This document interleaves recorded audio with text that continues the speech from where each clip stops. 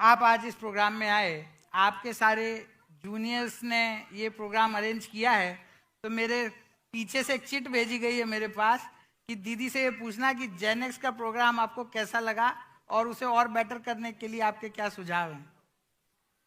देखो, मेरी नज़र में जेनेक्स्ट हो और भी जितनी भी संस्थाएं जितनी भी कार्य कर रही है, मैं ना एक अल्टीमेटली ऑप्टिमिस्टिक पर्सन हूँ।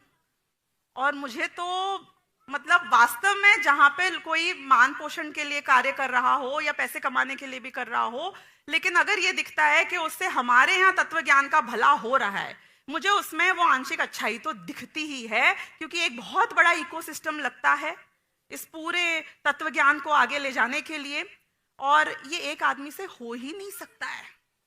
हर बूंद जब अपना योगदान देगी तभी समुंदर बन पाएगा।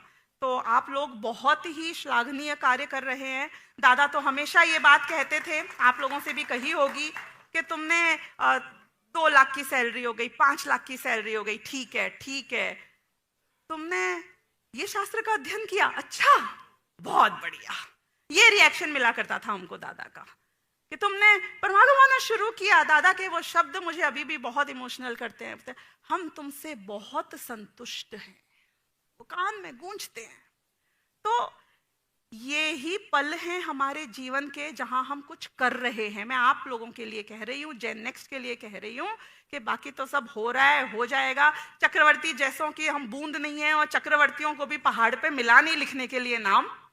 तो चक्रवर्ती तो हम बनने वाले नहीं है ना, हमें बनना है ना पंचम काल में बन सकते हैं।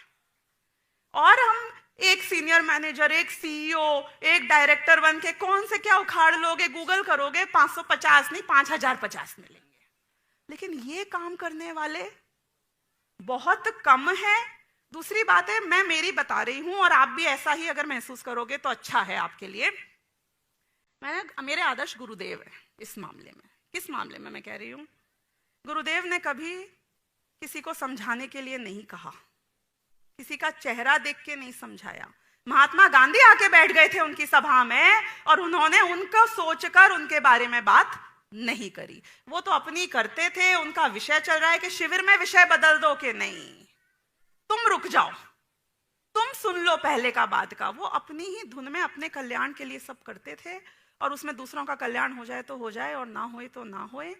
तो हमेशा अपने कल्याण को सर्वोपरि रखते हुए, दूसरे इतने सेकेंडरी हैं, टर्शियरी हैं, कि उनका कल्याण होगा तो हो जाएगा, और होगा ही। तीर्थंकर बनते हैं तो लोग का कल्याण अनायास ही हो जाता है। तो हम अपनी कीमत पर ये कार्य ना करें। मतलब मैं दीदी बोल रहे हो तो एक पर्सनली आप लोगों से ये बात कर रही हूं। अपना अध्ययन अपने लिए होना चाहिए, और फिर उसमें जो लोगों का भला हो तो वो हो ही जाएगा।